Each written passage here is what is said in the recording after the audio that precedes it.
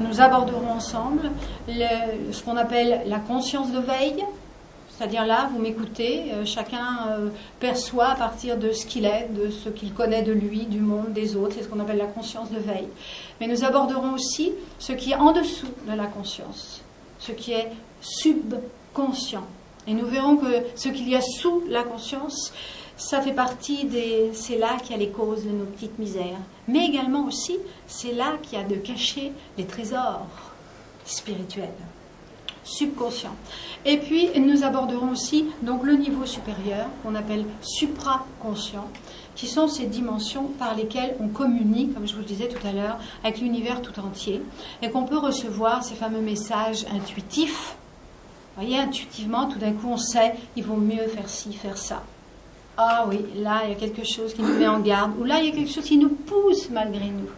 Peut-être, parmi vous qui êtes ici, vous avez hésité à venir, mais quelque chose vous a poussé.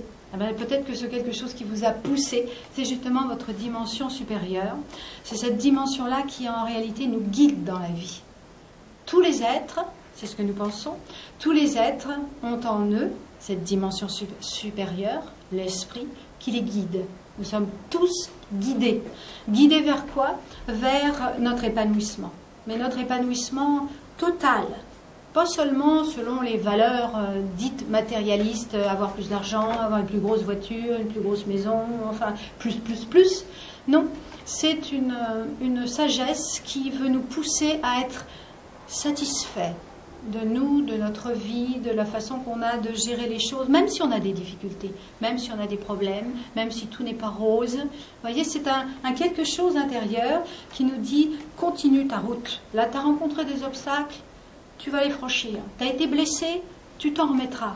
Vous voyez, c'est un quelque chose extrêmement positif, plus fort que les difficultés qu'on rencontre dans la vie. Ce quelque chose vient du plus haut de nous. Et ce quelque chose, c'est ce qui nous gouverne en réalité. Mais nous ne le savons pas forcément. Donc souvent, nous résistons. Nous souffrons de contradictions. Je veux ça, puis son contraire. Je sais bien que je devrais aller vers ça, mais oh non. Soit c'est trop fatigant, soit c'est trop cher, soit c'est trop machin, soit c'est pas assez truc, ou bidule. Vous voyez, ces contradictions entre quelque chose qui nous pousse, souvent à nous dépasser, et puis quelque chose qui nous dit, non, mollo, tu sais ce que t'as, même si c'est pas terrible, tu l'as, tu le gardes, te fatigue pas la tête, te prends pas la tête. Hein. Vous voyez, ces tendances-là, je suis sûre que vous vous reconnaissez déjà, ou vous reconnaissez vos proches, du moins, puisqu'on reconnaît toujours mieux chez les autres. Mais ces deux tendances contradictoires, c'est les tendances qui sont liées à ce qu'on peut appeler, ce qu'on appelle, nous, le moi conditionné par les habitudes, façon de faire, ce qu'on connaît de nous, nos faiblesses, nos forces. Et il nous dit mollo, ou tu peux un peu, mais pas plus.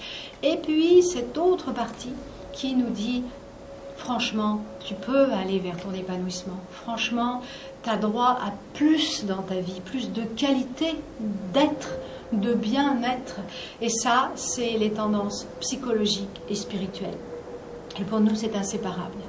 Et la psychologie que nous envisageons et que nous allons vous déployer va sans cesse faire des allers-retours entre le moi psychologique ordinaire, avec ses qualités, ses défauts, ses faiblesses, ses forces, et puis cet autre, avec un A majuscule, qui est cette partie spirituelle, qui est en nous, qui est dans tous les êtres, même chez ceux qui se disent athées et matérialistes. Nous pensons, nous savons intérieurement qu'il y a ce trésor spirituel qui est dans tous les êtres, qui est indépendant d'une appartenance quelconque à une religion, un mouvement particulier. C'est l'esprit universel, l'esprit divin, on va dire, et qui est à ce point méconnu à notre époque que justement on devient névrosé. Nous faisons un lien très fort entre l'interdit de la dimension spirituelle et les névroses collectives. Mais vraiment un lien très fort. Et nous sommes fortement intéressés, et c'est ce que nous proposons dans notre formation, c'est de relier ce qui, à notre avis, ne devrait jamais être séparé, qui est justement ce moi psychologique, avec ses problèmes terrestres, et la source intérieure spirituelle.